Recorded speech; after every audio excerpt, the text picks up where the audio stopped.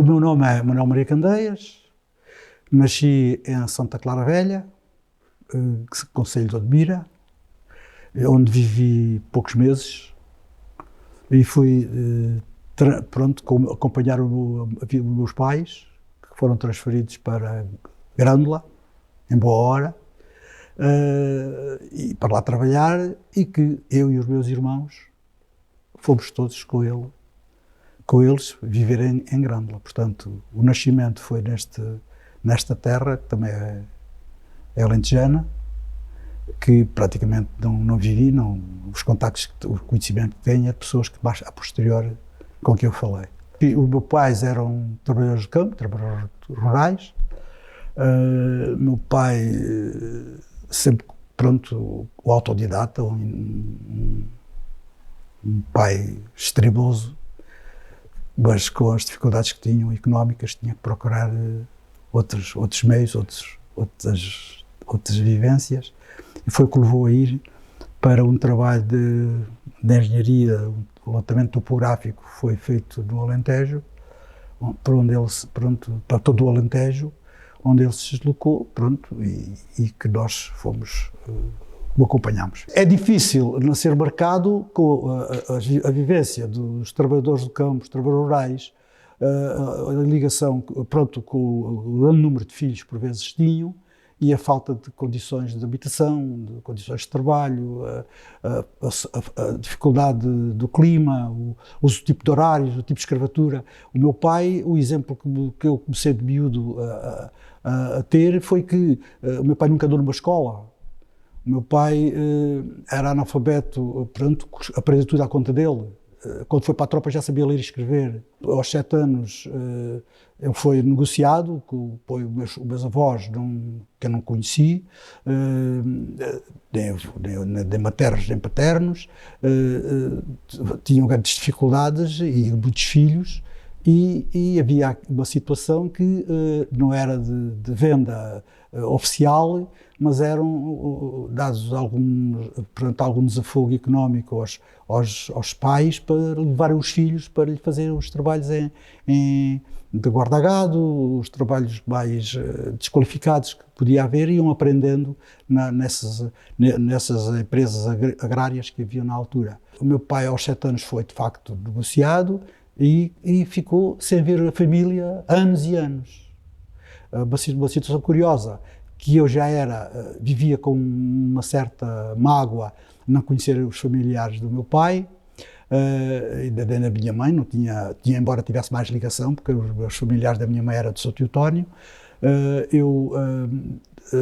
Com os familiares do meu pai, como não os conhecia, estava sempre a tentar os Candeias, onde é que existem, onde é que são, E o meu pai dizia que devia andar para a zona de Odmira, a zona de Moreiras Gar, para toda aquela zona, do Casével, Castro Verde, andavam espalhados por o Alentejo, tinham a mesma situação que o meu pai tinha acontecido ao meu pai. E aí impressionou-me aquilo muito. Impressionou-me como é que estava tudo desgarrado, a família toda desfeita. Um dia eu andava já na escola primária, tinha uma irmã que tinha também também o mesmo percurso que o meu pai estava a fazer, foi adotada por nesse caso um familiar, uma tia, que também era analfabeta, que tinha ido à escola. Ela também nunca chegou a andar na escola, era mais velha que eu, cerca de 16 anos, e tive conhecimento que essa minha irmã estava estabelecida em São Teotónio. Disse aos meus pais que gostava de ver e de estar com a minha irmã, e os meus pais criaram condições para que eu, nas férias da escola primária, me deslocasse a São Teotónio, e a Mochique, onde ela também depois viveu, para passar alguns dias de convívio. E num trajeto desses, não havia condições para irmos lá visitar em transportes públicos, ou nos transportes que houvessem. A minha irmã arranjou conhecimento com as pessoas que iam àquelas feiras e aos mercados levar gado, comprar gado e trazer para a Palmada, para os outros sítios, para o Matadouro, e num dia pede a um marchante, um indivíduo que andava a comprar gado, se me dava boleia a um miúdo para depois deixar em Grândola, depois seguir com o gado. Como os conhecia, ela conhecia, sabia que não era rápido, não era ninguém, e deu-me uma boleia. Ao dar uma boleia, isto é uma situação curiosíssima, que me marcou. Eu venho na caminhonete com eles, na cabine. A caminhonete trazia os bezerros, e os bezerros tinham, a carroçaria tinha umas taipas. Houve um bezerro que meteu uma perna por o intervalo de umas tábuas, ficou com a perna entalada.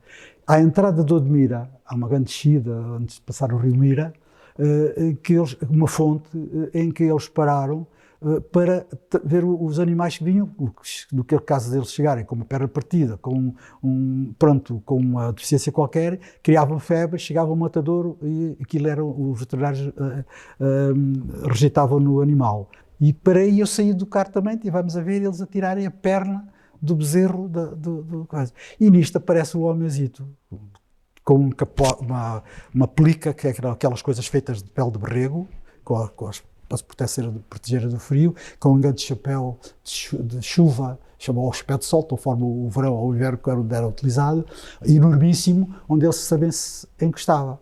E eu vejo aquele homem, parece que estava a ver o meu pai. Vi nele, de cara do meu pai, tal e qual, assim. E chegou-me ao pé do senhor e disse: o senhor é daqui? E ele disse: sou daqui. Disse: então, se é daqui, o senhor conhece aí alguma família Candeias? Algumas pessoas Candeias? Ele disse: Candeias sou eu. E quando ele disse Candeias, eu fiquei a tremer. É que o meu pai também o meu pai é Candeias. E tem familiares aqui, tem os irmãos, que não conhece, há mais de 30 anos que não os veio e tal. Passei a dizer os nomes dos meus tios, ele disse: eu sou Francisco. Eu sou Francisco Candeias. Você é o meu tio. Pronto, os senhores começaram impressionados, os senhores da carrinha, começaram a ir para baixo, ficámos ali a falar um bocado, estabelecemos contactos. Pronto, eles deixaram-me em Grândola. Quando eu disse ao meu pai impressionado, do outro dia quis logo lá ir. Ao fim dessa semana acabou por ir lá pronto, estabeleceu o contacto e eu fui depois lá já visitar os meus primos, quando eu os conheci. Pronto, eles todos mais velhos que eu, uma família, viviam nos arredores ali de Odmira, uma casa de pedra, sem ser rebocada, nem nada, onde eles viviam. E nós já estávamos a considerar, eu já estava na escola primária, já tinha tido uma vida diferenciada em relação aos meus irmãos. Os meus irmãos foram todos mais sacrificados do que eu. As minhas irmãs, todas elas, eu tinha o mais próximo de mim, tinha 9 anos de diferença. O resto era de 2 em 2 anos nascia um. Éramos 6, de 2 em 2 anos nasceu um filho. E eu nasci ao fim de 9 anos, pronto, vim já no final, e que fui beneficiado, porque tive o benefício. As condições de vida do meu pai já eram melhorzitas, os meus irmãos já eram adultos, ajudavam-me, as minhas irmãs passavam comigo por qualquer lado, sempre já consideradas eram as mães, para mim as pessoas viam, pensavam que era a minha mãe, e pronto, quando era necessário sapatos, uma comprava um sapato, outra comprava outro, faziam assim umas economias, e assim, os primeiros sapatos que eu tive foi de facto um par comprado pelas minhas 2 irmãs mais velhas. Era um miúdo doente, era um miúdo que tinha dificuldades de saúde, mesmo na escola, andava sempre constipado, sempre com bronquite asmática, sempre com alergias, mas era paparicado. Pronto, em Grândola havia outras condições, com os médicos e tal, e houve um médico, que é curiosíssimo, que me tratou de uma situação de bronquite asmática, um ataque que eu tive, mais evidente, que tinha sido terrafalista. Tinha estado preso no Terrafal. Lembra-se do nome? É Manuel Batista de Reis. Era um maravilhoso, um ser humano fabuloso, que tinha menos pacientes que os outros, que eram tratados das pessoas de os consultórios como mais. Ele era um indivíduo, no meu ponto de vista, eu não me apercebi logo de início, só mais tarde é que me ia perceber, até um pouco discriminado, porque com os boatos, com as calúnias, com o poder político instituído, eram indivíduos que criavam mentiras, boatos e calúnias, pronto, descrente, a fazerem que a população não tivesse confiança nele, né? Mas ele tratava-me também e tal, e nós começámos, e foi através disso uma das bases da consolidação do meu caráter, da minha maneira de estar na vida. Ele teve influência em mim porque, além de ter vivido para Grândola, que era uma terra mais evoluída que Santa Clara Velha, não é? O caciquismo não era tão evidente.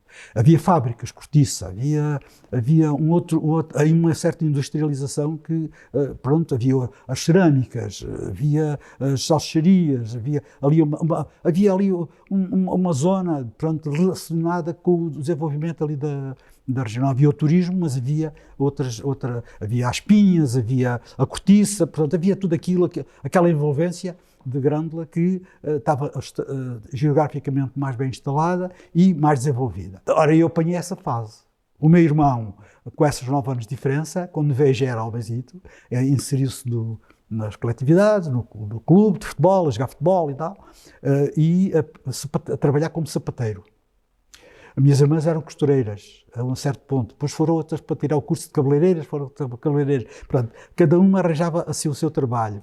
E então, o meu futuro podia ser, ou era caixeiro, ou era, devido às doenças, às coisas, meu pai estava sempre com problemas, ou uma profissãozinha barbeiro, ou que também trabalhar no futuro com as cabeleireiras com as minhas irmãs e tal. E foi mais nessa base. Enquanto eu não fazia a 4ª classe, a situação estava estacionária, não é? Seguia os exemplos do meu irmão, uma ocasião, quando foi inserido no mundo juvenil, pronto, no MUD, que foi um movimento de oposição, teve ligado ao mundo juvenil, e a primeira vez, o primeiro impacto, que as coisas que se passavam em casa eu não me apercebia dele, ele andava lá com os amigos dele, organizado, mas comecei a ver panfletos, coisas que de vez em quando descuidava. Eu recordo de uma fotografia e de uns postais sobre Beto Juscaraça, que mais tarde vinha apanhar os escritos dele. Era um intelectual matemático fora do normal e progressista. Não me envolvia muito com o meu irmão, porque o meu irmão não me deixava. Nem os mais velhotes não deixavam a gente entrar nas conversas. Mas a gente estava sempre com a curiosidade de saber.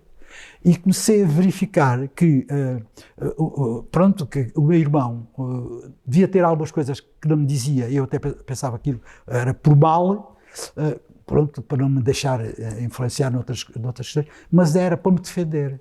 Um dia há prisões em Grândola, várias prisões, e o meu irmão, eles vão à minha casa e procurar o meu irmão. E não era para lhe dar nada, era para levar simplesmente o meu irmão de à sola e não foi preso nessa altura. Não foi preso. Não chegou a ser preso. Ou foi referenciado, entretanto, o grupo de indivíduos que foram presos, que eram amigos dele, e pronto, estavam inseridos também no mesmo movimento, mas tiveram 6 meses, ao fim de 6 meses, sem provas formuladas e tal, e com o que eles estavam a desenvolver, por um simples abaixo-assinado, por uma simples opinião que tivessem, a PIDE, com a informação que teve, não conseguia arranjar provas que fosse uma coisa que pudesse envolver muitos, levava, porque o descontentamento era geral na região, portanto tinham que perder a população toda. Então aquilo, quando eles foram libertados, o meu irmão, nessa altura já não tinha justificação, porque já tinha passado aquela onda, eles sabiam mais ou menos, se calhar, tudo, mais ou menos onde é que ele estava a sair também. Ele teve 6 meses fora, pronto, e acabou por sair dali da terra. Quando voltou já não foi preso, mas deixou-me marcas a mim e à minha mãe, uma mulher muito generosa, muito boa, mas era analfabeta, gostava com amor infinito aos filhos, mas pronto, e doente também. Eu tentava sempre, a minha mãe dizia ao filho, vê lá, não das mesmas preocupações que está a dar o teu irmão, porque ela sabia que o meu irmão, quando não ficava em casa, quando andava noutros organizado, não é? Que estava com medo que eu fosse por um caminho. Então, disse, não, eu tenho que me defender, que entretanto faço a 4ª classe, concluo assim, primário, e sou inserido no mercado de trabalho. Portanto, começo a trabalhar numa cerâmica, de sol a sol, fazer telha, e pronto, as condições de trabalho horríveis, não é? Duras, e com os horários não davam para nada, porque eu entrava, morava a 300 metros da cerâmica, mas vinha a pé, mas eu saía de casa, estava dentro da cerâmica, ao nascer do sol já começava, tocava lá o ferrinho, eu começava a trabalhar, tínhamos um intervalo às 10 horas da manhã, depois tínhamos outra às 2 da tarde, depois à ceia, à noite, que era às 6, saímos ao sol posto. Ia para casa, em casa ficava. Portanto, eu comecei com aquela idade, aos 11 aninhos, 11, 12 aninhos, não podia estar com aquele regime, né? Não aguentava em termos. Via os outros miúdos que tinham algum poder económico, filhos de merceeiros, filhos de taberneiros, filhos das pessoas que tinham algum comérciozinho, ou de operários que tinham outras condições que o meu pai não tinha. Via que eles tinham uns horários que lhe permitiam eles terem outro tipo de desenvolvimento, tempo livre para poder ler, para poder preparar-se e ser informado e conviver. E para os bailaricos, para começar a ver com as miúdas e para brincar e tal. Naquela altura da cerâmica ainda era praticamente brincadeira. E isso começou-me a dar volta à cabeça e disse, eu não posso estar aqui muito tempo. Então o meu pai, e com os ataques de bronquite e com aquela coisa, o meu pai disse, temos que arranjar. E falou lá com um indivíduo, tinha uma barbearia ao pé da estação de Grândola, e para onde eu fui trabalhar. Fui aprender a barbearia. Entretanto, havia um cunhado do meu patrão que tinha portanto, que estava a trabalhar numa barbearia na vila, que era já mais fina, para que aquilo apanhava o pessoal ali da estação, o pessoal que vinha dos campos. Na vila já apanhava mais o operariado, a malta do comércio e por aí fora, e barbearias com outra presença, e arranjou-me colocação nessa tal barbearia de Grândola. Que era fina, tinha 3 cadeiras, e comecei a trabalhar lá, e já trabalhava, comecei a ter os meus clientes, embora malta mais nova e tal, e digo que também não dá, porque enquanto os outros andavam aos domingos a passear, e com um tipo de vida, quando saíam do trabalho as pessoas ainda iam, e a gente estava já à meia-noite, e 1h da noite ainda estávamos a cortar cabelos, eu disse, eu também não posso continuar assim, que afinal em horários não melhorei na leveza do trabalho, mas não no tempo de permanência. Acontece que comecei a tentar sair. Há um indivíduo que fez uma proposta para eu vir trabalhar para a zona do Montijo, e dessa altura eu não vim. Fui para uma fábrica de cortiça, para as fábricas de cortiça. Então, nas fábricas de cortiça, trabalhava a dar cortiça à banca, para escolher, para cortar, mas a minha ideia era tirar o curso, aprender a ser quadrador, que era fazer os quadros da cortiça para fazer as rolhas, que era era uma profissão que dava dinheiro, era das mais bem pagas lá na fábrica. Era o escolhedor e era o quadrador. Eu, como quadrador, não cheguei a desenvolver muito, porque ele era preciso saber e certo, mas ainda dei muitos golpes nos dedos, ainda trabalhei há algum tempo naqueles fabricos mais pequenos, porque da fábrica grande, que era preciso cunhas para lá entrar, era o granadeiro, tinha 300 e tal operários e operárias, onde se fazia, tinha as brocas para fazer já tinha as caldeiras para cozer a cortiça, tinha para fazer as rolhas com aquelas máquinas, saíam todas, em vez de estar a fazer os quadros. Eu nunca tive possibilidade de ir para essa fábrica, ainda fui lá pedir várias vezes. Digo assim, isto aqui também não posso continuar nesta situação. Até aceitei para vir para ali, para a zona do Samoco.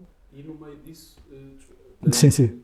Como é o início da atividade política? Pronto, e isto está ligado porquê? Porque na fábrica da cortiça, na cerâmica eu tinha ideias, não é? Via, mas ninguém me metia, via que não podia continuar. Quando vou para a cortiça, simultaneamente vou para aprender música. Inscrevo-me, na coletividade da Sociedade Musical Fraternária Operária Grandelense, que era uma escola de virtudes e uma escola de música, uma escola de formação de miúdos e de pessoas respeitosas, e onde se fazia, onde se discutia, e onde havia um conhecimento, onde havia grande repressão pela polícia política na altura e pelo governo. Eu começo a estudar a música, contava com o horário já da fábrica, que era o do horário já que permitia. O mestre não se metia nada, não, mas havia aqueles velhotes que se punham a falar e tal, e a gente começa a ver.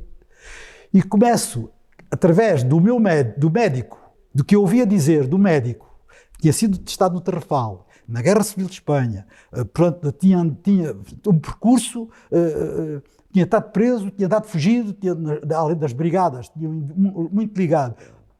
E dizia-se que era do Partido Comunista, pronto, dizia que era um indivíduo que trabalhava clandestinamente e tal. Eu começo a ver que havia formas de estar organizado e de fazer coisas sem se saber. E começo também a perceber e começo a me impressionar com o que se contava na banda, na música velha. Eu, quando ia para os ensaios, ou para a aprendizagem, para as lições, tinha a minha vida, mas tinha que deixar também coisas feitas em casa. Eu ia às fontes buscar água, porque já tínhamos água canalizada, via nas fontes de manhã os panfletos a informar as pessoas, sobre os clandestinos, das lutas que era necessário, da denúncia da repressão que era feita, que era exercida, dos maus caráteres que havia nas fábricas, os carrascos, e, pronto, quando havia despedimentos, quando havia prisões, e aquilo havia. Eu vejo que conheci alguns indivíduos que tinham estado presos na PIDE e eram de lado músicos. Começa a ganhar consciência política paralelamente à ligação que gradualmente estava a ser observado, gradualmente ia fazendo, como tinha feito com o meu irmão. O meu irmão também sabia que era possível eu dar o meu contributo, porque eu defendia, mas não podia ser ele, porque em casa era um risco grande, as coisas não podiam ser nessa base. Para ficar organizado sem ser conspirativamente. E então eu fui ligado nessa altura. Contactado por alguém? Sou contactado, eu estava a ser observado e começam a dar tarefas a um camarada que até teve um grande choque com o outro, que por acaso está num comentário feito lá no Conselho de Grândola, pela Câmara de Grândola, que é Se Fores Preso Camarada, em que é o Armando Regota, que portanto era o indivíduo que me observava também, mas que não tinha confiança, tinha medo. Tinha medo de dar tarefas ao miúdo. Então o que é que ele faz?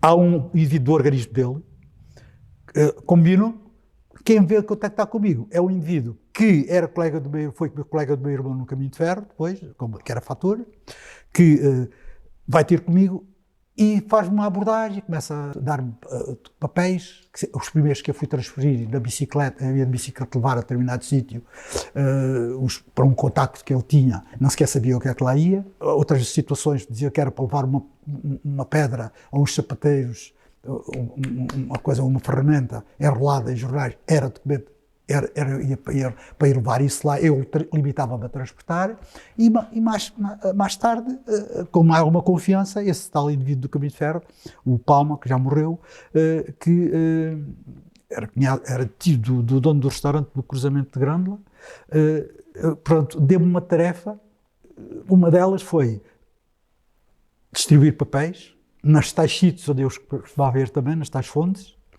nos carros, nos escapes dos carros que passavam por isto, que quando arrancavam, ficavam lá estacionados, quando arrancavam, espalhavam-se os papéis.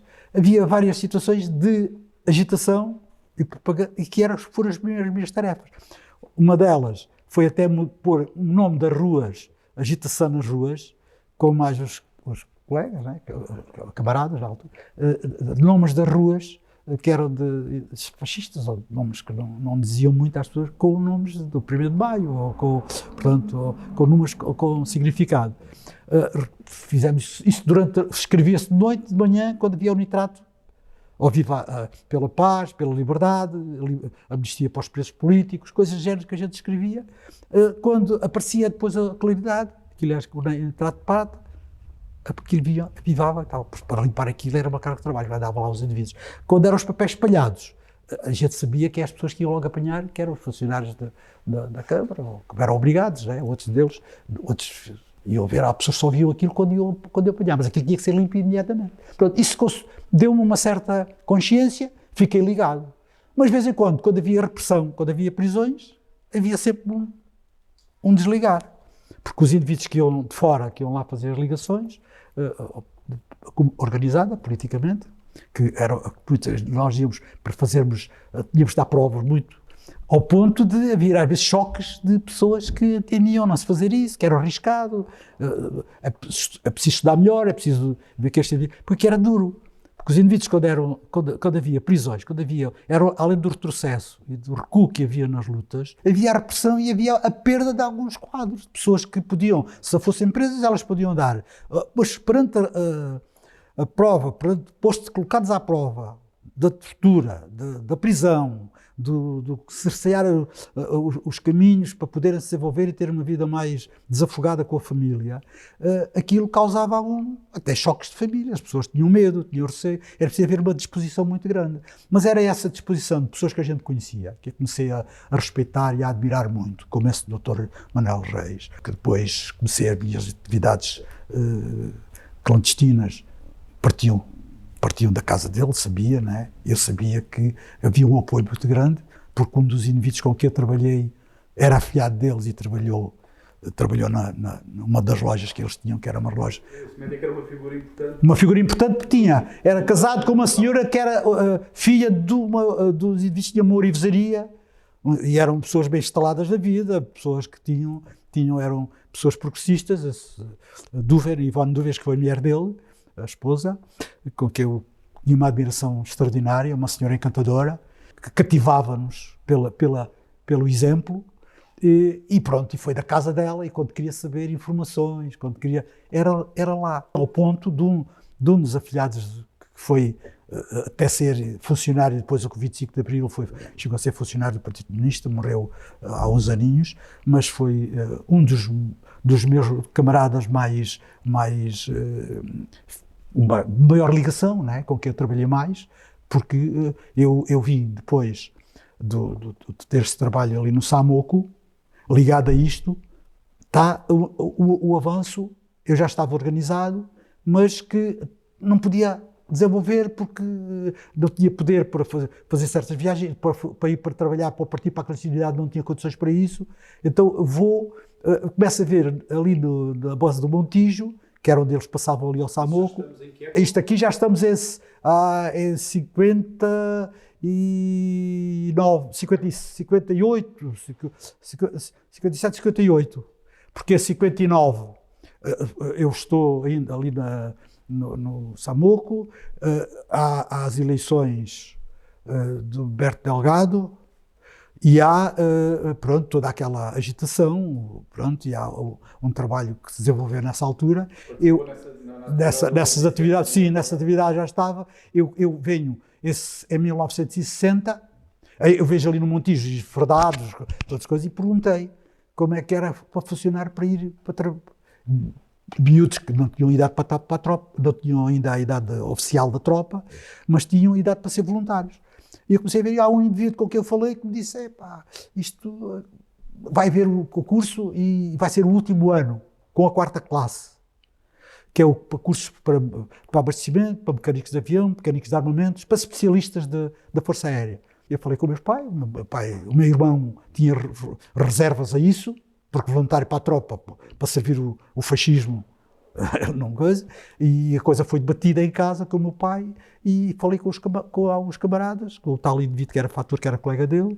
Eu disse, tudo ao lado a gente precisa de ter gente, e desde que a gente esteja organizado, desde que a gente saiba, que mantenha o caráter e tal.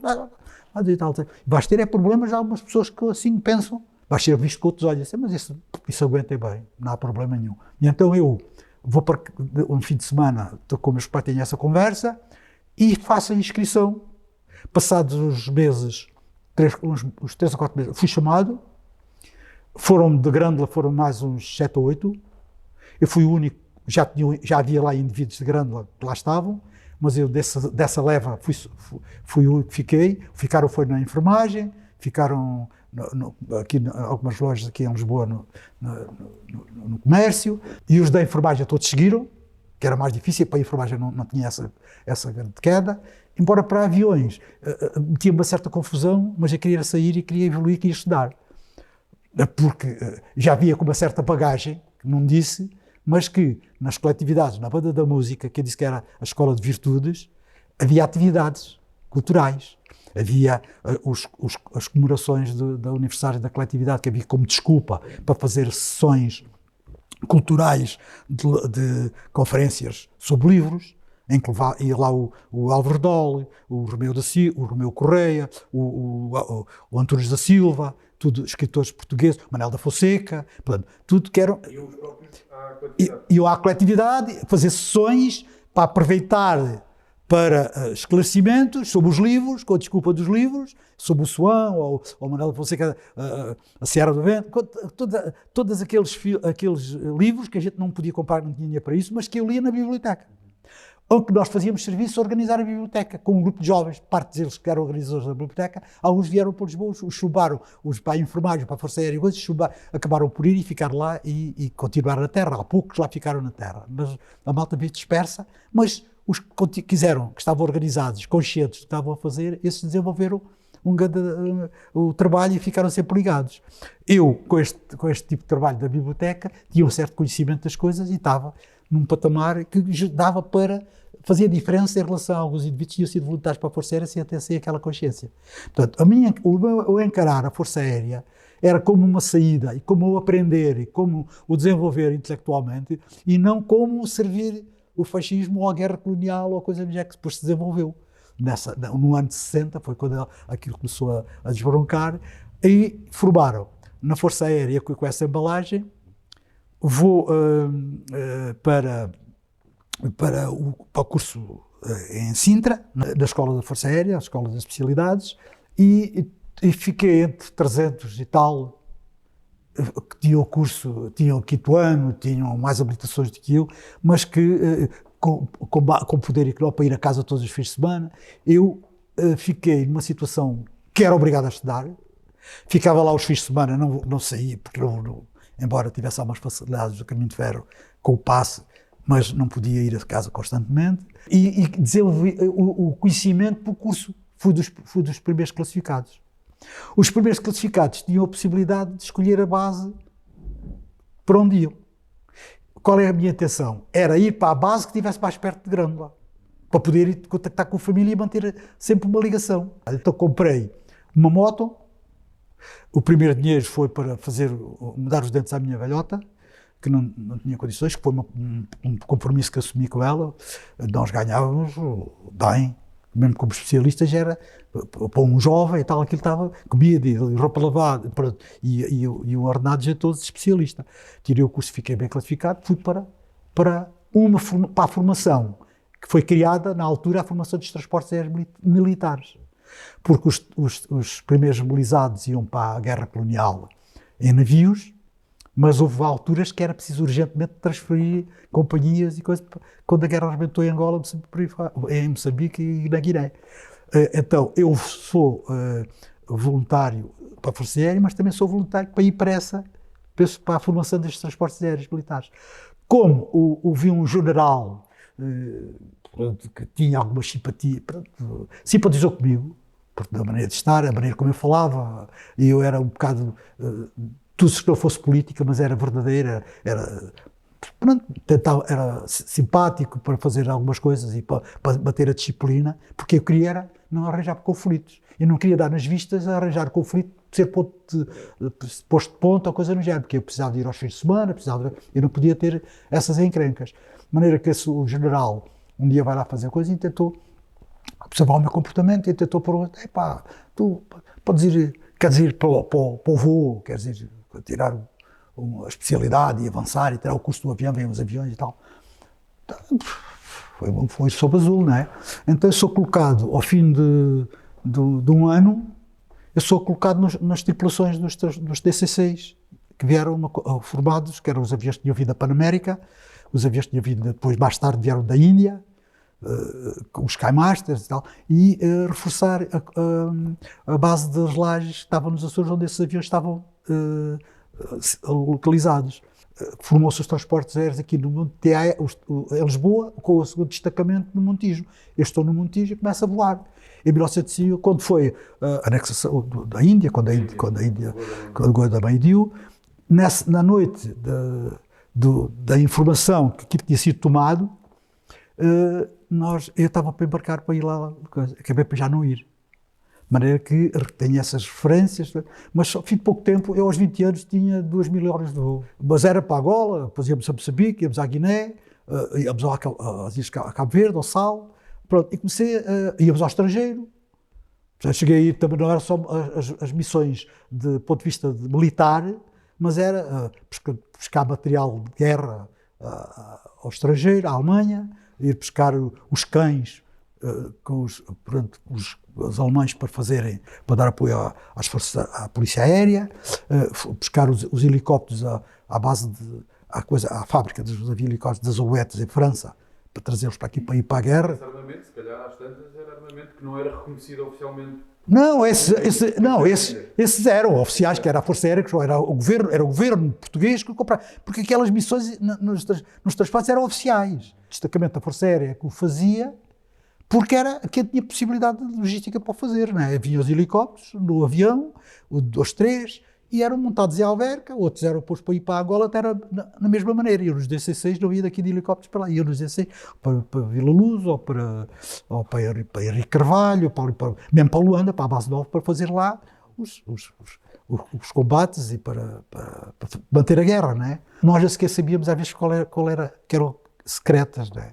Íamos pescar indivíduos para reuniões aqui em Lisboa, os governadores, os indivíduos lá que estavam nas colónias, levar oficialmente aqui os ministros a visitar. Quando o Américo Tomás foi lá, foi o destacamento que foi levado depois de Luanda. Foi à primeira Feira Internacional de Luanda, depois de levar o Américo Tomás a Nampula, para Moçambique, para fazer aquela visita que ele fez com o Presidente da República. Pronto, estes aviões eram pessoas as tripulações eram pessoas de confiança, mas estavam vigiadas, mas eles não confiavam muito, porque a pessoa para andar ali eram pessoas que também não iam... Mas, através desse trabalho conseguia ter acesso à informação... Não, assistia, então, queria esconder. Não é? Naturalmente, o caso do o Moisés Chumbé, por exemplo, quando veio a Lisboa, a reunião aqui com o Salazar, quando foi à noite, foi para Paris e foi nesse avião, fomos a levá-lo a Paris, chegámos às 4 da manhã a Paris, com a Brigada da PID, organizou as coisas e que deixaram-no lá e vieram embora. O avião chegou, a gente nem foi ao aeroporto, nem sequer fomos à cidade, a gente chegou, desceram os indivíduos lá para outra da pista, levaram, eles, lá, a secreta lá francesa levou e a gente veio, mas eu fiquei sabendo disso tudo naturalmente. A organização onde eu estava inserido tinha essa informação, porque era uma coisa que não era, oficial e era desmentida, porque os jornais oficiais desmentiam que ele tivesse estado em Lisboa, por causa dos boatos e tal. Mas até saíram notas oficiosas do CNI, da Secretaria de Estado da Informação, e quando foi o acidente em Santo Tomé, isto eram viagens políticas, mas eram viagens também de socorro, porque os sobreviventes do desastre de Santo Tomé, que estava em Luanda quando o avião caiu, esse avião foi transformado, que eu vim, foi transformado em ambulância e em hospital, e trouxeram os sobreviventes para Lisboa, todos ligados, com oxigênio, todos morreram ao fim de pouco tempo, continuaram a morrer, porque eles estavam em situação... de um acidente... O Santo Tomé, um Skymaster caiu, todos os indivíduos vinham do lado direito, aquilo morreram todos. Alguns deles tinham ido para lá comigo. Os coristas tinham ido para uns espetáculos, porque o fascismo fazia lá, o governo fazia lá espetáculo, levava daqui os artistas portugueses para os tropas, para as pessoas, para as famílias que lá estavam e tal, e para o movimento nacional feminino. Foi quando eles meteram até as paraquedistas. Encontrei uma paraquedista, uma lieutenant da Força Aérea, uma colega da Força Aérea, que andou comigo nessas missões, que se lembrou de coisas de acidentes e de viagens que a gente fez, que eu já não me lembrava, que a gente não resiste a tudo. Podemos dizer que parte do seu trabalho político nessa altura era também passar algum tipo desta informação? Era passar... Para o partido, para ver aquilo que eu entendia que era importante, ou que podia ser vantajoso, saber que estava a fazer alguma coisa para minar, porque eu não concordava com a guerra colonial, com aquilo que eu via. Porque há pessoas que podiam não ter a oportunidade de ver. Porque a pessoa que estava lá, o objetivo era defender-se a si. Quando está numa guerra, não vai para pensar em não passem a matar, mas se estiver perante um confronto, aquilo não se sabe, a reação são momentâneas. Houve situações que eu fazia de na base, com as prevenções que havia, por causa da instabilidade, quando foi, até mesmo quando foi coisa do Santa Maria, do navio, eu portanto, cheguei a fazer, estar em prevenção, e fazia de noite a sargentia, para dar à procura com o jipe, fazer a ronda, a fazer a coisa. Eu na ronda, na ronda não se vai sozinho, vai com um companheiro, ou vai ter-se mais. Havia sempre a possibilidade de discutir e falar. A gente perguntava qual era a forma de estar, o que pensava e tal, e aproximávamos. Tanto assim que arranjei alguns amigos, alguns camaradas, lá na Força Aérea, com o tal trabalho de sendar, porque era muito arriscado, aquilo não era brincadeira nenhuma. Eles iam para Panamacor, eram presos de uma maneira, elementos que foram presos na mesma altura que eu fui, que eram de Grândola, estavam na tropa, foram presos para outra coisa, mas foram julgados como militares, e eu fui julgado porque já estava, quando fui preso já estava na TAP. Que eu, entretanto, saio da Força Aérea, eu sou mobilizado para ir para a Guiné, não posso ir para a Guiné, para a guerra tal, é que eu já não posso ir. Já estava casado, começo a arranjar argumentos e consegui sair. Saí, arrisquei, o último caso eu emigrava, fui conversado com a família. E com o partido, não? O partido as situações eram transmitidas. O partido não impunha. Eu não era um funcionário do partido, não é? Era um militante, portanto, tinha a consciência necessária para me manter fiel e para ver o exemplo dos camaradas que acabavam por ser presos, saíam, continuavam na luta, é porque tinha uma consciência muito elevada. Portanto, tudo isso eram exemplos que consolidavam a nossa consciência, porque não era o desistir que estava no horizonte, não era o ter visto que o regime tinha mudado que nos tranquilizava. Portanto, as situações cada vez eram mais agravadas. A gente via que as situações das fábricas não tinham melhoras, via-se que os movimentos cada vez estavam mais efervescentes, necessitar mais de lutar. A guerra colonial, a instabilidade que trazia e a própria situação económica que não deixava, a juventude não estava a ter futuro. Portanto, e via-se a contestação a aumentar, ao nível geral, nas fábricas, nos quartéis. Ao ver isto, naturalmente, ficávamos mais agarrados, mais consolidados, com a nossa consciência mais consolidada e com o desejo de fazer mais. Porque o desistir era dar a entender que a gente estava a dar o ouro ao bandido, estávamos a morrer de pé. E se não desistisse, havia a possibilidade, das coisas melhorarem. E foi isso que fez com que eu saísse, quando eu saí, fui para uma empresa multinacional, fui trabalhar como lapidador, aprender a lapidar diamantes, com uma cunha que veio da Força Aérea, porque lá não entrava lá. Eu e mais os outros civis que entraram, era por cunha, aquilo apesar de tudo, porque o ordenado era bom, embora fosse uma exploração grande, mas era bom, e aprendi essa profissão. No mês que fui nomeado lapidador, vou pedir admissão. Tinha que dar um pré-aviso, porquê? Porque foi estabelecido um contacto comigo. Porque eu, nesta fase de indefinição, eu não tinha ligação partidária, porque houve umas prisões em Grândola, e as prisões dos indivíduos com que eu tinha ligação.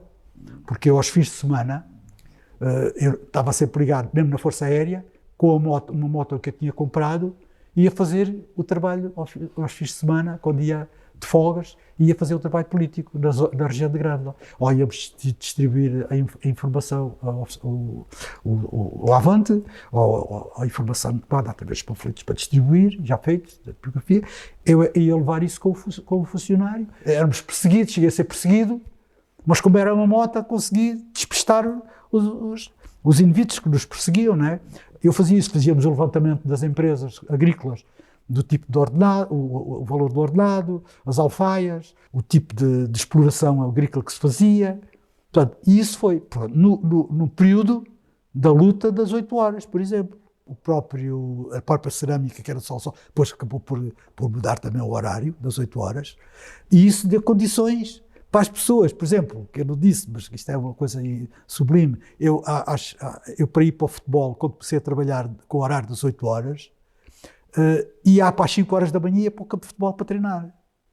Quando saía de trabalho, às 5, eu ia para a banda da música, para aprender a tocar saxofone, para sair da banda, que saímos, quando havia as festas a gente saía, as romarias, as festas, pronto, saía, alguns até tocavam nos bailes, eu não acabava muito, não tive coisa para tocar nos bailes, nem coisa, porque eu gostava mais de andar a dançar do que estar a tocar para os outros. E havia o contacto que era necessário fazer. A gente aproveitava os bailes, no campo, fazíamos aqueles bailes nas freguesias, nas coletividades, até não era tanto, mas quando era necessário bailes de fora, a gente ia para estabelecer contactos com os amigos, com as pessoas que tínhamos que entrar coisas. E trazíamos informação e levávamos informação. Portanto, isto, disfarçado a PIDE, era, mesmo com os informadores que lá havia, se nós não falássemos com os informadores, eles deviam a gente estar a falar, mas não sabendo o que a gente estava a dizer. Portanto, a organização ia-se consolidando. Isso era o estímulo muito também para a nossa maneira de estar e de ver que depois havia situações com sucesso. Portanto, havia informadores, alguns eram detectados, né, devido ao seu comportamento. Algumas situações de injustiça que até depois de 25 de Abril foram clarificadas, né, porque houve situações que as pessoas pensavam, pronto, boatos que eram lançados, mas era preferível haver um boato e haver uma certa defesa do que não haver boato e ser um candidato de gente presa, né?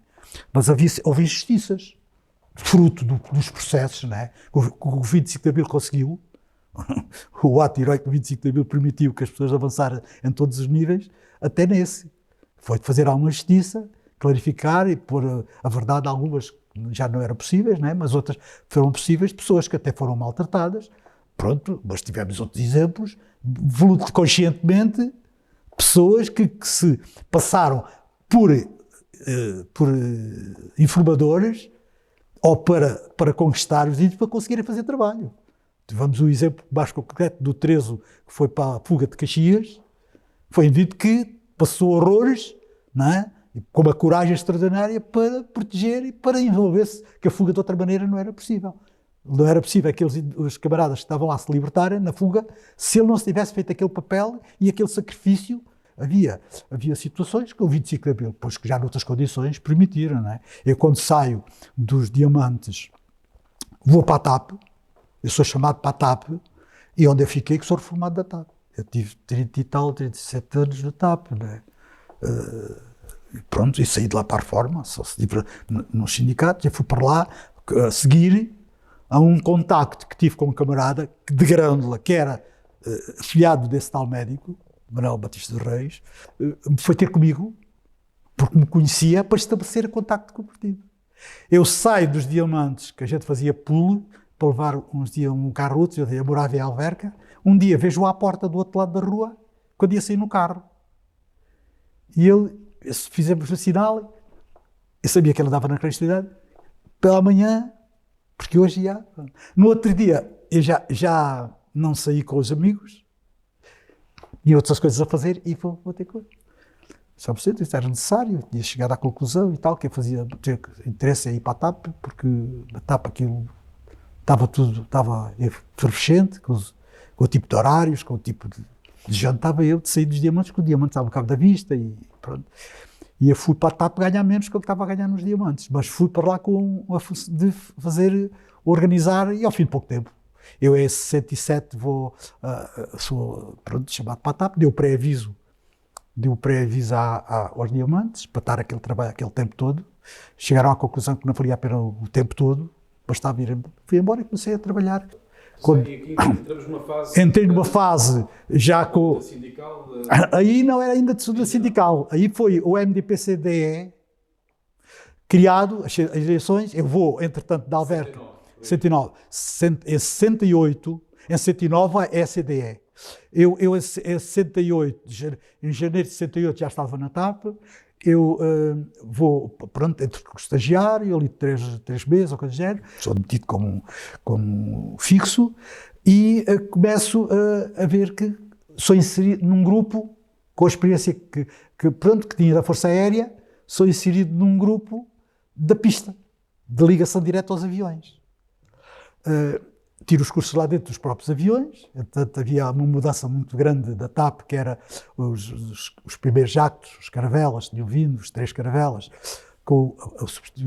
e a mudança do Super Constellation, que era o avião dos 3 caudas, que foi ali foi raptado para fazer distribuição aqui em Lisboa em determinada altura, começa a fazer um trabalho profundo, a TAP começa, mas os horários eram tramados. A gente trabalhava 7 dias, trabalhava 3 turnos na pista, e dos 3 turnos, 7 em 7 dias, quando havia a folga do turno da noite para o dia, a gente nem sequer tinha um dia de descanso, porque 7 em 7 dias é que tínhamos uma folga. Ganhávamos ali terreno para fazer a organização. Eu vou com esse objetivo, com o apoio do pessoal cá fora e tal, não a saber. Há ligações de pessoas que são indicadas que têm as características para fazer trabalho. Fizemos o organismo de uma célula do partido, não é? E começámos a desenvolver o trabalho, de várias maneiras, várias desde fazer uma equipa, um clube de café, para beber café, para protestar na ir ao café do clube mais caro que lá havia, mas fazíamos nós, com a nossa cafeteira e tal. Punhamos o dinheirinho do café numa coisa, juntávamos o dinheiro ao fim dos meses que a gente já tinha, com desculpa, íamos fazer um almoço, aproveitávamos o grupo para discutir e para falar. Houve uma determinada altura, o baixo-assinado era o mínimo que se podia fazer para apresentar à administração. Um baixo-assinado para redução dos horários de trabalho, para vez de ser de 7 dias, descanso de 2 dias, ter 2 dias de folga.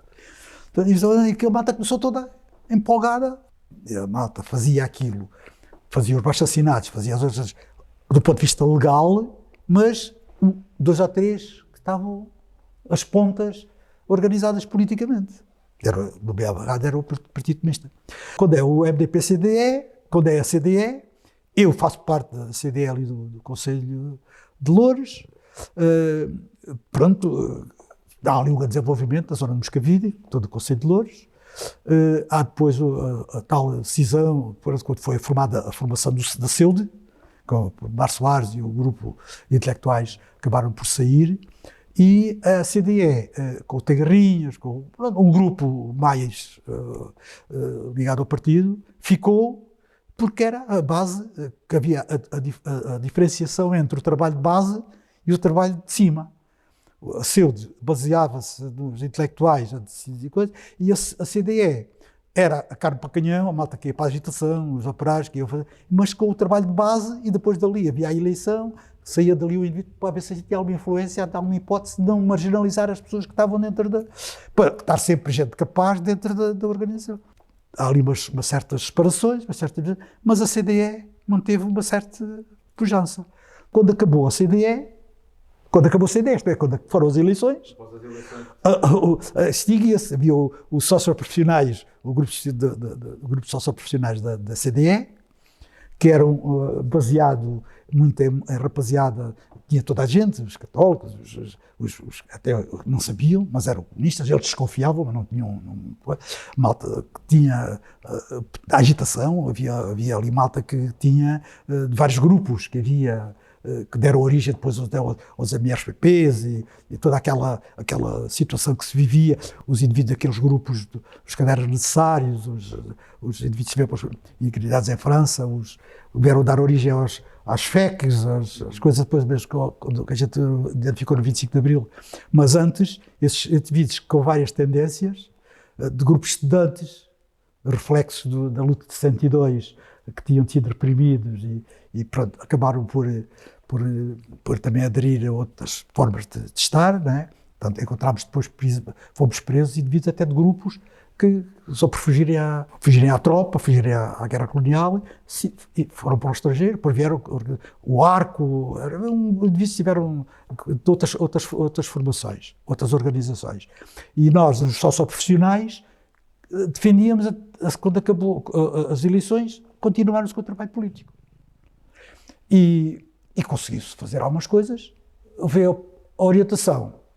Por exemplo, eu próprio tive orientações do partido e discuti essa situação, que era uma tese antiga dos sindicatos corporativos serem minados por dentro, nós concorrermos a eleições, correndo riscos, e combatendo os indivíduos que defendiam outra forma de organização sindical.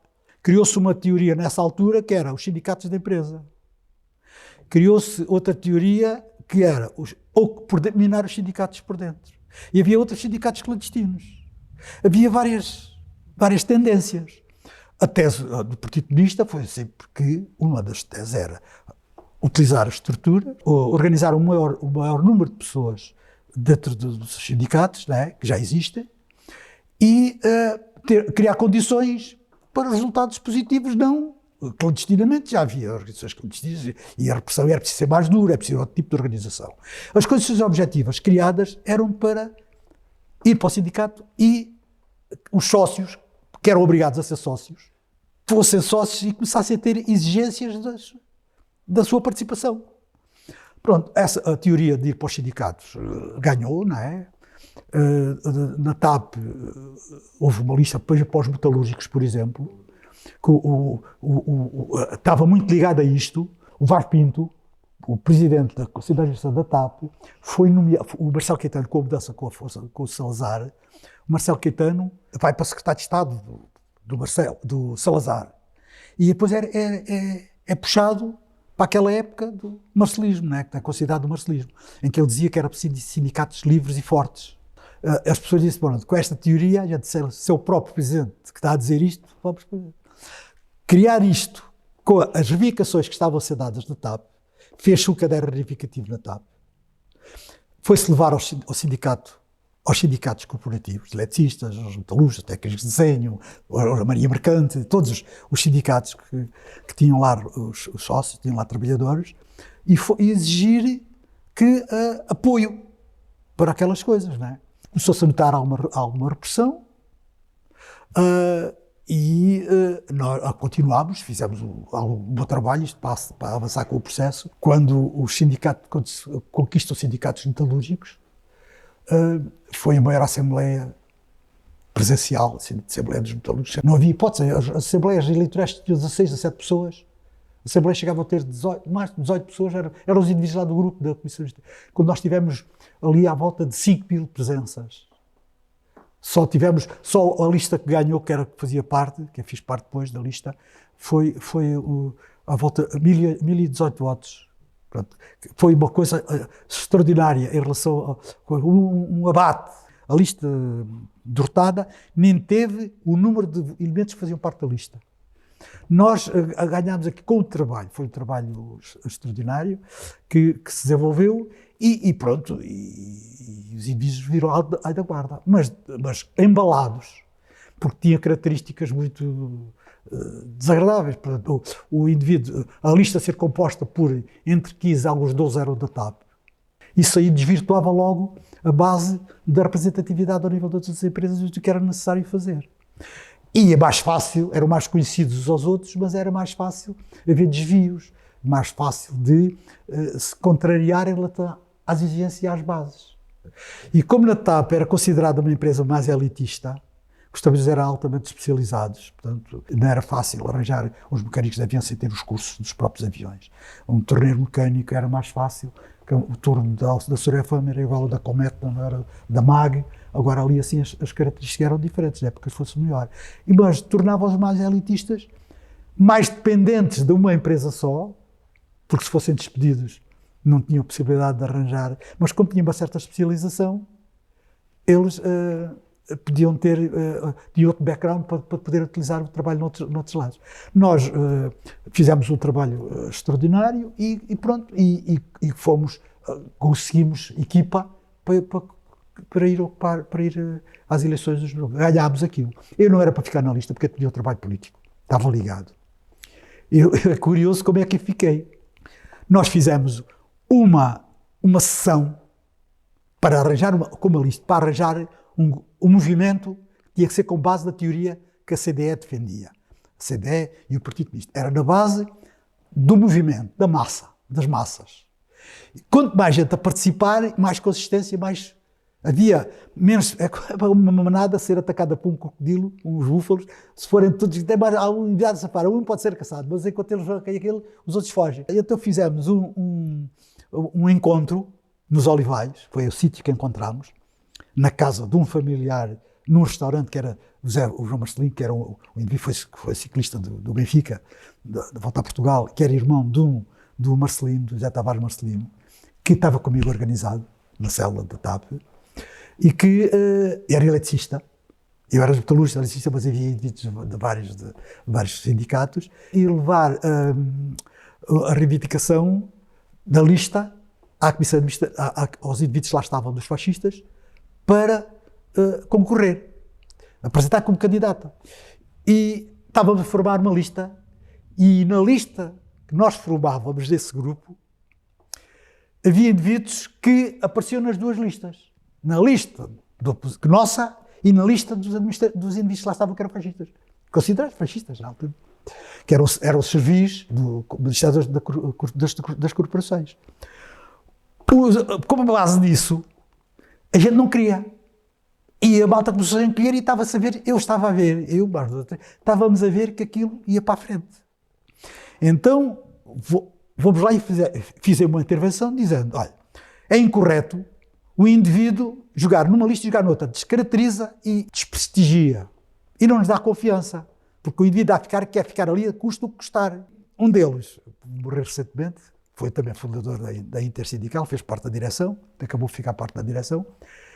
Eu faço essa intervenção, conquistei muita gente que entendeu que dava uma razão, mas outros diziam, não há problema e tal. E então ele justificou-se que era necessário estar com uma teoria que a gente defendia, é preciso estar em todo o lado. Mas esse indivíduo não estava do partido, não era do partido, não era organizado, a gente não tinha confiança nisso. Mas acabou por ficar aquela mágoa, aquela situação.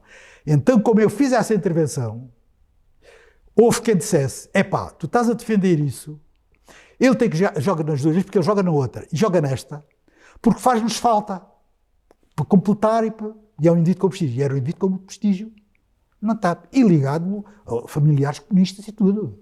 Então eu negociei ficar na lista, no suplente, no caso de faltar algum, para ficar. Era o executivo, eram 5, ficaram no outro grupo, que eram todos da TAP. Os outros estavam ali, que eram de malta, alguns que eu tinha falado para ficarem, e ganhámos as eleições. Tivemos há pouco tempo. Pouco tempo porquê? Porque houve o grupo que se meteu lá, dos sócios profissionais que era de avião e embalagem, começou-se a meter muitos estudantes, muitos indivíduos começaram a querer fazer logo cursos de marxismo-leninismo, coisas que eram importantes, mas primeiro era a organização, devia ser, que nós defendíamos, que era uma rede de delegados sindicais forte, uma organização em que as pessoas tivessem mobilizado pontas em todas as empresas, para poder contactar e para fazer esse trabalho de massas. Não deu tempo, porque eles aperceberam-se. Quando a malta começou a fazer os plenários, a eleição de delegados sindicais, os gajos alto lá, isto cheira. Os indivíduos, meteram lá indivíduos provocadores, que alguns indivíduos acabaram por nunca chegar a reconhecer que eles tinham sido provocadores, foi preciso provas muito evidentes. Nos comunicados que eram feitos, com a capacidade, como alguns de nós operários, e ainda tínhamos grande facilidade de escrever os comunicados e tal, depositávamos confiança neles, nós dizíamos o que é que pretendíamos, eles redigiam e faziam os comunicados, acabavam a fazer. Havia indivíduos com muita facilidade em escrever também, mesmo operários, mas que os indivíduos acabaram por cá para fora aquelas teorias, era a linguagem utilizada das migalhas do capitalismo, acabar com o capitalismo, a bem ou mal, pronto. E defendiam-se ali teorias que não correspondiam à força que a gente tinha. Isso foi desmascarado, os indivíduos ganharam pontos, afastando algumas pessoas, dizendo, vejam onde é que vocês estão metidos, estão com origens clandestinas e tal, estão aqui a dar-lhes a volta e tal, e houve um afastamento e tentou-se fazer uma divisão. A conjuntura era muito favorável à formação do movimento sindical coordenador. Sabíamos o que podia ser e tal. Então começaram-se a fazer uma reunião, a convocar com base dos bancários, nos sindicatos dos caixeiros, dos edifícios, do comércio, que era só dos caixeiros, era o sindicato dos caixeiros, passou a ser o sindicato com a reorganização, e esses sindicatos, depois com os textos, fez um embrião, umas reuniões desse grupo, em que eu estava ligado ao Cabrita, nos bancários, estava ligado ao António Santos dos jornalistas, que era o presidente dos jornalistas, que era o jornalista da Capital, à Maria Júlia, dos caixeiros, o Pinela, que tinha estado preso, não podia estar no grupo para não dar pelas vistas, outros lá, o Caiano Preto, tínhamos lá outros indivíduos que desenvolviam uma grande atividade, tinham uma representação e uma grande capacidade de mobilização, e essas reuniões, deu-se o nome de intersindical, faz formalmente depois uma reunião, já com a convocatória e tal, com base daquele decreto-lei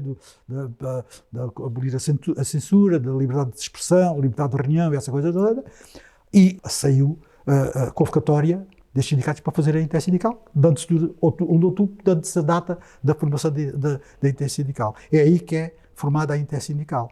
Nós já tínhamos sido destituídos, quando a intersindical começa a ter grande...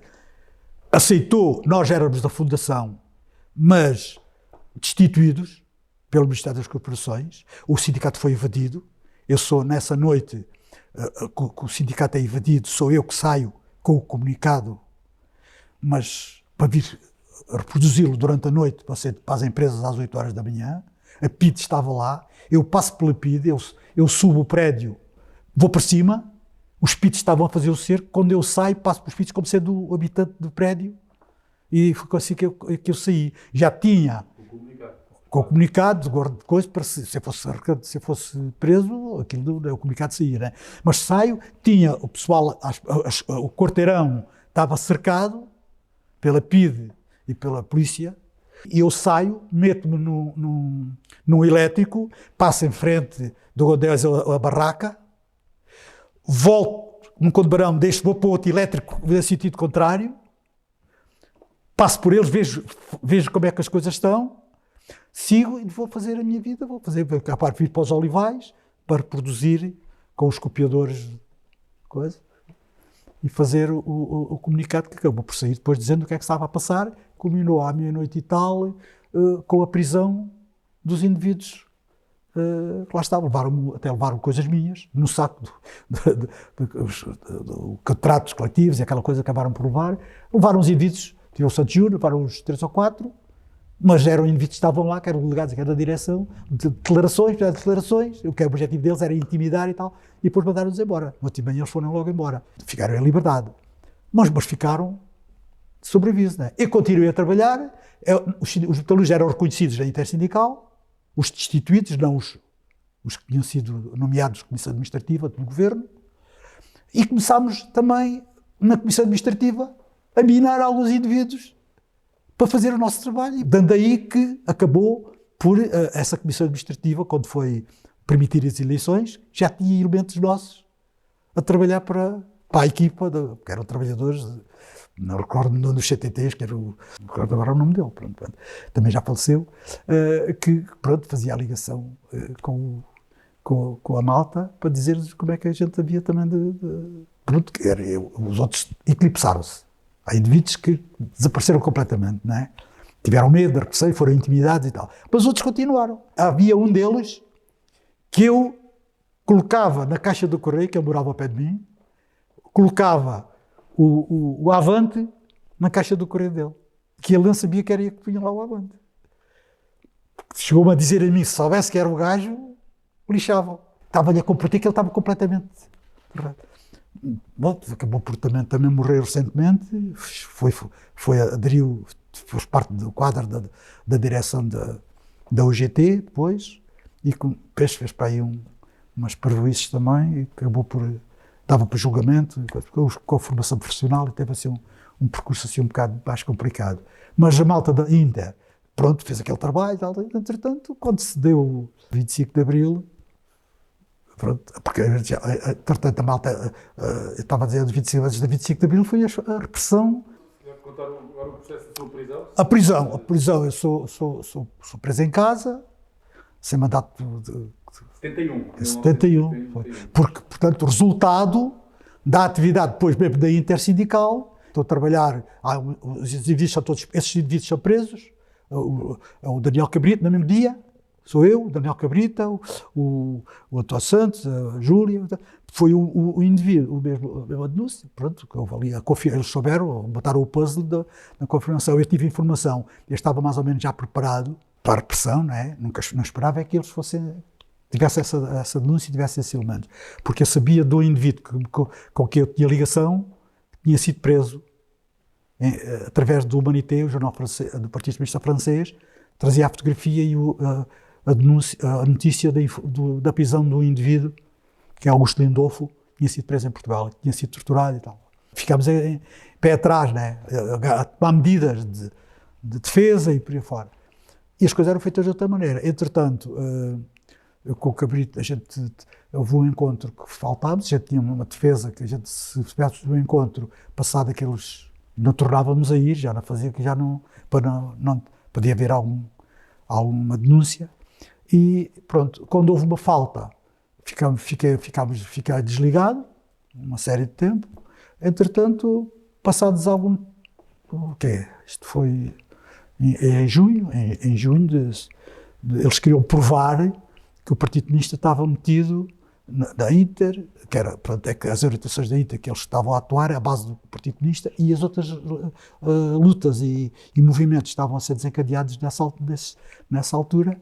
Na TAP, então, foram coisas extraordinárias que se fizeram lá, né?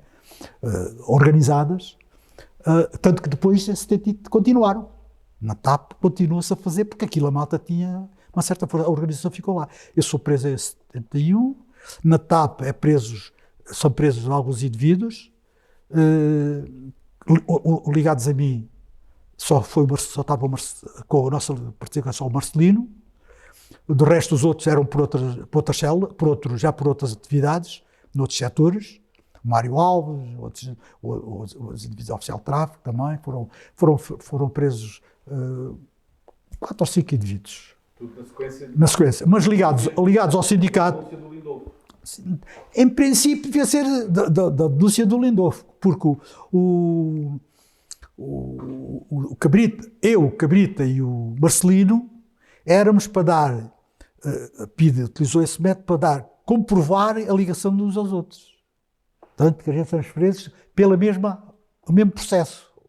Por outros processos não são mais tarde presos, ou tinham sido presos antes, porque havia pessoal com que nós tínhamos trabalhado, mas já não estavam a trabalhar no trabalho sindical. Eu fiquei com o trabalho sindical, porque na altura da formação da ARA, as pessoas eram enquadradas em função daquilo que pretendiam. O indivíduo não tivesse características para a questão da ARA, não era inserido, não trabalhava na ARA. Mas houve indivíduos com quem eu trabalhava, diziam que era isso que pretendia, tiveram na ARA, né? E fizeram parte da ARA. Nós fizemos até para a formação, para as ligações e para o trabalho de apoio. Agora, em termos de ações, nunca participáramos, eu nunca participei na área, estava no trabalho sindical, tinha que ser protegido. Eu sou preso em casa, o meu miúdo, pronto, eles às madrugada, entro por a casa dentro, tentaram insistir, eu ainda pensei que podia fugir para as traseiras, mas pensei, não, eu não vou fugir, porque vou ver o que é que vou inventar. Tinha já feito a proteção das coisas todas, estava então tudo rabiscado em casa, não encontraram nada, estava tudo protegido. Já estavam protegidas, coisas que eu tinha mesmo que parecem comprometer, estavam incluído até os emblemas do cinquentenário, que tinham uma quantidade de emblemas dos 50 anos do Partido Comunista para distribuir por alguns amigos da organização. Eu fiquei, não consegui onde tinha determinado sítio, que era o sítio, agora os outros acabaram por desaparecer. Mas outras coisas que pudessem comprometer, portanto, o emblema da Catarina Fêmea, eles não conseguiam saber o que era, ficou esse, ainda tenho, por acaso tenho aí, um emblema que tinha uma papoila e coisa, as letras, o colo da papoila tinha um C e um E, Catarina Fêmea. Era um emblema lindíssimo, foi na altura para arranjar fundos e para identificávamos. O meu miúdo estava na nossa cama, na altura. O quarto dele é ao lado, mas depois, quando eles invadiram, estava ele já no meu quartinho. Então parece que estou a vê-los a rafalharem no puto, a tirar. E depois começaram a bater tudo, à procura. Tem uma bilha de azeite, eu tinha lá, daquelas bilhas que o meu sogro meteu, os 25 litros de azeite, que a gente trazia o azeite lá do Alentejo para poder sobreviver, né? Para fazer a vida que eu fazia. As batatas, as coisas, foi tudo revoltado, o azeite foi mexido para ver se encontrava para outra coisa, mas não encontraram nada. Puseram umas coisas, o passaporte, as coisas que tinha em cima da mesa e mais umas coisinhas que estavam lá, em cima de uma cômoda. Puseram aquilo ali em cima, depois foi quando foram buscar um envelope para meter aquilo tudo que era para levarem, mesmo assim ainda houve algumas coisas que andavam a meter uma coisa e ainda caíram para trás da cômoda. Levaram aquilo no envelope, fechado, para tentarem comprometer, dizer, não, mas estava consciente, não me apanharam nada. Fui para o António Maria Cardoso, disseram que eu ia trabalhar nesse dia, às 4 da tarde. Não há problema, o senhor vai fazer só as declarações e faz umas declarações e depois vai logo embora. Você ainda vai trabalhar hoje, não vale a pena estar a informar ninguém, não vale a pena estar... Cheguei lá, eu escusado será dizer, só saí de lá, depois fizeram o reconhecimento, as fotografias, aquela coisa toda, aquelas fotografias que aparecem, e a identificação, e pronto, e decidi que era para então não vou trabalhar, não, deixa estar descansado. Deram para uma Ramona, levaram-me para Caxias. Quando eu ia na Ramona, vejo a minha mulher vir, atravessar a rua, desorientado, para saber o que é que se passava. Não? A minha mulher veio, eu pensei que, não deixaram nada. A sua mulher vai ser informada, não tem problema nenhum. Levaram para Caxias, estive lá nesse dia. Outro dia, trazem-me, já à noite, à volta da meia-noite, metem-me na Ramona, passam por um túnel, um corredor, estavam uns cães, umas coisas, para me aterrorizar. Eu só tinha essa imagem, metem-me na Ramona e trazem-me. Só reparei onde é que estava, quando estava em construção aquele viaduto que vai passar ali para Alcântara, lá para o outro lado de Alcântara, em Fadsando, eu passo por aí, quando eu vejo aí é que estava, estou aqui, onde é que eles levam? Vêm até o Castedré, sobem para ir para a Tomari Cardoso, diz um para o outro, estamos garantidos, está cá o gorila, está cá à porta e tal, que eram os amigos dele. Sei que ele está à porta, eu saio, metem-me, o portão abre, eles entram lá dentro, fecham o portão, saio e vou para subir para a escada metálica na António Maria Cardoso para ir lá para salas da tortura, das salas dos interrogatórios. O gajo ia atrás de mim, começou logo aos pontapés. E os bidões estavam a construir, estavam os bidões com cal e com outras coisas, água para fazer as massas, para umas obras que eles estavam ali a fazer. Dizia, está descansado, mas cais lá embaixo ainda, ainda é cedo e tal. Só logo a provocar. E eu digo, mas o ambiente, chegou, fiquei lá, meteram-me no coisa, fiquei lá à espera, eles estavam com calma, tinham uns 8 dias, tinham mais 2 semanas, aquilo era para perseguir, aquilo já havia preparado para ficar ali aqueles dias todos, não é? E é que não sabia. Pronto, começam a fazer o interrogatório, o filho um bocado comecei a gritar, ouvi gritar, começo assim, pancadas na coisa, os gajos, era malta, eles a ser torturados logo, já estavam. O cabrito devia estar ao meu lado, que eles ainda tentaram mostrar-lhe. O Afonso Rodrigues, que era da TAP, foi preso na mesma hora, na mesma altura, em Caxias, quando eles disseram na cela à meia-noite, prepare-se para ir à direção. E eu pensava que a direção era na cadeia, lá embaixo. Os diretores da cadeia que estavam lá embaixo, os polícias diretores da cadeia. Pensava que era por isso, quando eles meteram na Ramona foi uma surpresa, mas pronto, claro, não é, na direção não é aqui, a direção final era a direção cada... E eles representam-me, de propósito, o Afonso Rodrigues, para cruzar comigo, para ver a nossa reação e para ver como é que a gente reagia. Nem falámos de nada, mas no interrogatório, as primeiras questões foram logo colocadas. Então você não conhecia ninguém, não viu ninguém? A gente já sabe, temos aqui o material todo, você está aqui não é por acaso. Não. Para ganhar ambiente e para deixar ficar ali, passar meia hora, 1 hora a pensar naquilo. Já tinham tido também a experiência do Meireles, que era da Alverca, das oficinas da Alverca, que parecia um menino que pediu leite, nunca pensei que ele fosse preso. Puseram no António Maria Cardoso, em Caxias, quando chegámos, no mesmo banco, à espera das formalidades. E o Meireles vira-se para mim, estava-se ao pé de mim, estavam os polícias, e estava o Meireles, e pensava que eram todos polícias. E o Meireles vira-me e disse assim, o que é que a gente está aqui a fazer? E a virem para eu, pensei, isto é por isso que está aqui a querer meter conversa para tirar árvores da puca. Disse, olha, leva os raspas. Pensei que há pouco comigo disse assim, e está aqui a fazer, não sei, eu não estou a fazer nada aqui de certeza, eu estou aqui por engano, a você não sei. Você quer... Mas aquilo passa-se, o Meireles vai para uma cela e vou para outra. Passados uma semana, mais de uma semana, começo a ouvir os gritos. A minha mulher era o Meireles. Depois venho a saber que era ele, porque depois falámos. Tu queres daquele dia nunca mais te vi, afinal tu eras preso também. Pois era preso. E era precisamente, eu estava-te a perguntar, então quando a gente se encontra, na festa, a dizer, o que é que a gente está aqui a fazer? É sempre no avante e tal, então o que é que a gente está aqui a fazer e tal. Ri-se e tal, mas ficou com aquilo. Entretanto, eu fico, pronto, isto é a propósito ainda na Dr. Maria Cardoso, daqueles dias, tive 7 dias, 7 noites, só me largaram da tortura, quando eu tive alucinações, quando eu comecei a ter alucinações. Quantos dias? 7 dias, 7 foram, ao fim da sétima eu tive alucinações. Quando tive alucinações foi quando eles me deixaram. Porque perdia a alturas que a gente só sabia, porque era os barcos do Barreiro, a claridade vinha, não tínhamos relógio, não tínhamos nada, não é? Só davas ali na saleta, pronto. Arrebentaram as pernas, de estátua, tive 4 dias, portanto, até o sono foram 7 dias, 7 noites. 7 dias, 7 noites.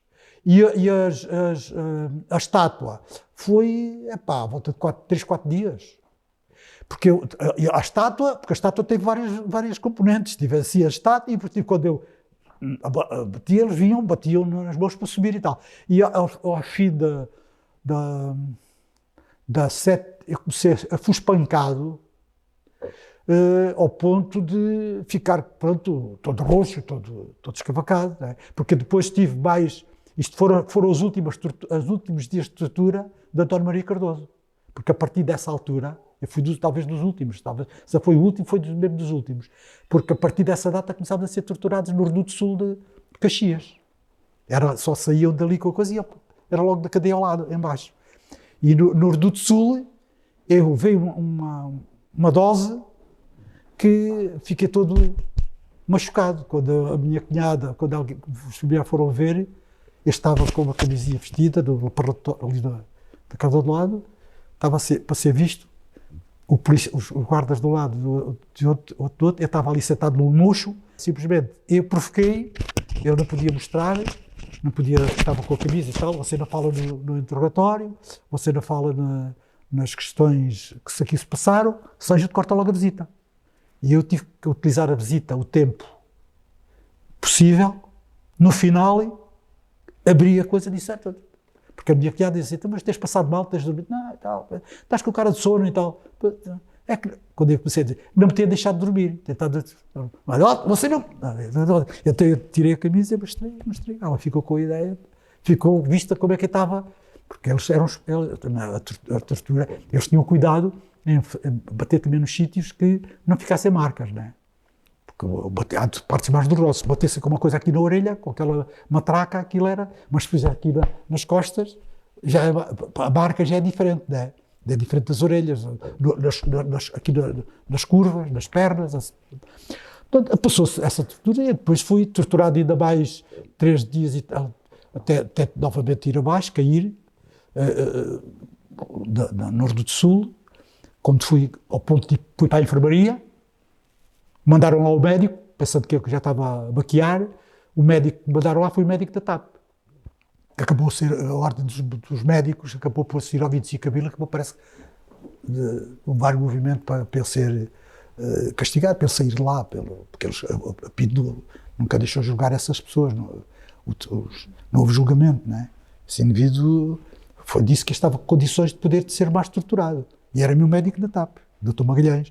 Ele disse, este indivíduo, o gajo está ainda pode, quer dizer, os gajos daram comprimidos, a gente não queria tomar comprimidos para não ficar, para não ter a impressão de ser drogado ou para qualquer coisa, não é? Porque quando acordo, estava num sofá, numa tarimba, num difá articulado, aqueles artículos estavam nesse divã de rede, que eu estava no estado lastimoso. Quando eu acordo, vejo-me naquela situação, os gajos começam a dizer que você acabou por, com este tempo todo, inventar a história, que está ali, tem uma história inventada, mas está ali, agora é só assinar e tal. Assinar aqui não era nada, pronto, era só para ganhar e resistir mais, até assinar o alto, foi até mais, foi o 11º dia da tortura, não é? E depois fico ali até o julgamento. Também por acaso tenho a guia de marcha. Saio daqui com mais, fomos algemados, fomos para Peniche, fomos transportados para Peniche, para ficar lá. Estava desejando, assim, para outra desilusão, que isto em termos de formação, em termos de trauma, fica para o resto da vida, que a gente não se esquece. Quer dizer, eu tenho alguma incapacidade de síntese, mas se começar a viver, em termos organizativos, dizer o que é mais objetivo, tenho uma certa dificuldade, mas as memórias estão cá, porque isto ficou de tal maneira marcado. A minha viagem de Caxias para Peniche, mesmo algemado, para fazer o meio do caminho, pararam para coisa, puseram o carrinho à frente ou atrás, para parar o trânsito, possivelmente para deixar passar ninguém. Fiz a necessidade à beira da estrada, depois fui algemado com os outros amigos, com o Cabrito, com o Marcelino, a gente fomos para Peniche na mesma altura, para ficar lá até ser livre, até vir, obviamente, para o Hospital de Caxias, que eu acabei por vir para o Hospital de Caxias, eu saí do Hospital de Caxias, a minha saída foi do Hospital de Caxias, porque a Caxias podia sair à entrada do dia novo, a partir da meia-noite, e em Peniche só se saía ao nascer do sol. Portanto, os imites que saíram no mesmo dia que eu tenho a fotografia, uma fotografia aí também com os 4, esse tal Meireles, o Afonso Rodrigues e o Júlio Freire, ali do Barreiro, que já morreu, os 4 saímos nesse dia, eles saíram todos de Peniche, eu fui o único que saí de Caxias. Saí à meia-noite de Caxias, passámos para Portugália com a equipa, com a malta toda que me foi pescar, comemos o míssil na Portugália, ganhámos tempo, tive um giz ali com a família, com a minha mulher, com o meu filho, estivemos entretidos, às 6 da manhã, às 5 e tal, às 6 da manhã, arrancámos para Peniche, para esperar o sol nascer para eles saírem, e esperámos lá. Eu já estava à espera deles lá, passei com eles também, saímos de lá, viemos para aí, tive 2 dias sem ir à cama, sem só conviver com a malta no Barreiro, a festejar a liberdade, e para outra vez entrar no processo outra vez, para começar logo outra vez, que quando foi 25 de abril já estava outra vez para ser de cana, não é? Mas há situações que nos, pronto, do trabalho organizativo lá dentro da cadeia, o que foi feito, inserido logo para a fuga, não era para mim, tive inserido lá numa fuga, através que o coordenador era o Zé Magro, pronto, para preparar uma fuga para os camaradas que estavam lá há mais anos, para sair, precisamente eu nem saía, porque eu estava há pouco tempo, não é? Mas eu era executante daquilo, era o indivíduo que fazia o trabalho, estava a fazer o trabalho na altura, organizado, pronto, decidido por ele, pronto, o que é que havia a fazer. Eu já tenho contado essa situação, das lâminas para cortar os mosaicos, para fazer. Pronto. Usou as lâminas para fazer um buraco? Para fazer o buraco nos ladrilhos, para fazer e está lá a marca ainda, em Peniche está lá a marca. Está lá a marca, já a televisão já filmou a marca do coisa, porque teve 40 anos, aquilo teve ali 40 anos fechado. Quando lá fomos, aí uma abertura que houve, na Câmara fomos lá e fomos lá ver se conhecíamos. Eu fui dizer o sítio, que estava assim, que era debaixo de uma cama, mas as camas já não estão lá, né? Está a sua sala. Tirámos o pó e aquela coisa, lá estava, está o corte do mosaico, está o trabalho feito depois da colagem, quando havia a instrução, ou as ordens para interromper o trabalho, para andar nas vistas, aquilo era interromper, tinha que ficar tudo na mesma, que era para, quando havia a baldeação da lavagem do chão, não podia-se molhar aquilo para andar a cabo, aquilo está seco, está consolidado com o cimento das obras dos comuns, com a cola dos trabalhos manuais que a gente tinha, com a cor, a cinza dos cigarros, para dar a tonalidade cinzenta, que era a cor do mosaico, com a cola branca, com o cimento que era adquirido com os ténis molhados, a gente molhava nos dos urinóis, tinham as bicas para desinfetar, para correr a água. Eu punha a correr a água com toda a força para molhar os ténis, para ir à enfermaria, e passava com os civis, andava por ali, os pesos de comum, andava por ali à bala. Nós íamos sempre acompanhados, então eu fazia resistência, fingia que na Itália dava pontapés onde havia os cimentos e a areia e aquelas coisas todas caras. Chegava lá mesmo com os pés, sacudia os ténis, deixava enxugar, raspava e tal. Foi isso é que fez aquela massa que lá está. Aquela massa que lá está no ladrilho. Então, eu ia para a enfermaria com o maxilar partido, com o dente que eles me arrancaram, que estava bom, para arrancar o mau, para arrancar o bom. Tenho os dentes aí, tenho ali, já lhes mostro. Os dentes que eu guardei, ainda estou fresquinho, está com o produto, nunca mais foi aberto, está ali fechado, com aquele produto lá dentro, para se aguentar. Está ali os dedos dentícios que foram tirados nessa altura. A sangue frio. E eu continuava, íamos lá, que ficava no outro pavilhão. A enfermaria ficava no outro pavilhão. E o diretor da cadeia era dentista.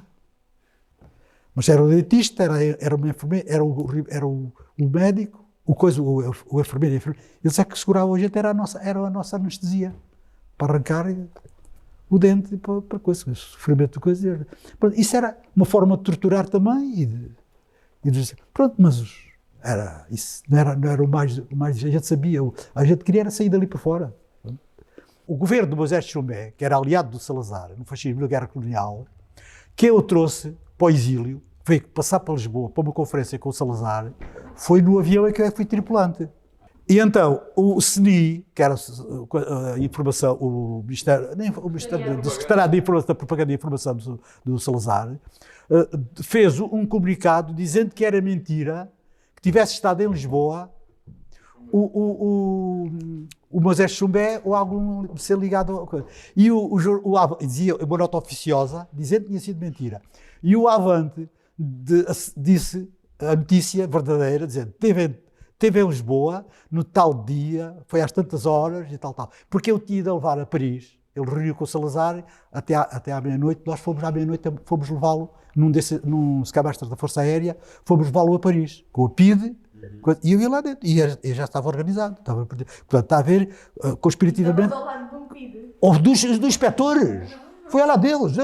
Eu vi o trajeto deles a saírem para irem criar as estruturas de defesa, de saída para o governo foi para exílio, para a morte, no fim ao cabo, porque ele depois foi morto em Argel, ele e a secretária. Quando eles saíram dali, foram para Argel como exilados, mas tiveram de desmentir. Portanto, isso está tudo a estar registado. A PIDE só soube disso quando eu fui preso. Quando eu sou preso, eles começam a montar o puzzle de quem sou eu. E é que eles começam a perceber. E então começam a ter confirmação de coisas que não me passavam pela ideia. Porque eu estava no seio deles, eu estive no seio deles. Houve indivíduos, ainda hoje há um indivíduo com 25 anos, que foi o indivíduo que já voou com os 3 papas, que é o Hugo Damasio. Esse indivíduo andou comigo nos aviões, foi para ser minha testemunha, dizendo que punha as mãos no lume por mim, e eles disseram, vá-se embora, o comandante não se meta disso, porque esse homem é perigosíssimo. A mulher dele ficou terrorizada, ele próprio, e dizia às pessoas, afinal, o meu marido até agora teve a universidade, até um comunista lhe cai no caminho. E quando veio a saber, com o 25 de Abril, eu comecei a aparecer nos sindicatos, a fazer conferências de imprensa em relação à TAP. Fiz uma conferência de imprensa, uma greve que houve dos pilotos, que era os restos a esbroncarem nos pilotos. E depois eu fazia uma entrevista e ele disse, porque eles diziam que eles eram reacionários, que eram indivíduos elitistas, que só pensavam neles, pronto. E eu fiz elitistas por a profissão que quiseste e tal, e defendi-os. A senhora ouviu, muito religiosa do católico, então fez um pedido ao marido para entrar com a que era uma pessoa de valor e tal. Ficámos com contactos até hoje. É uma senhora muito religiosa, mas é muito contacto. Sabe que eu sou, continua a pensar, e diz que a teoria dela é dizer que os comunistas não são como... Eu não sou como os comunistas, quer dizer, sou, mas não sou enganado, estou enganado. Mas tem essa ideia ainda, mas é uma pessoa com quem se pode falar.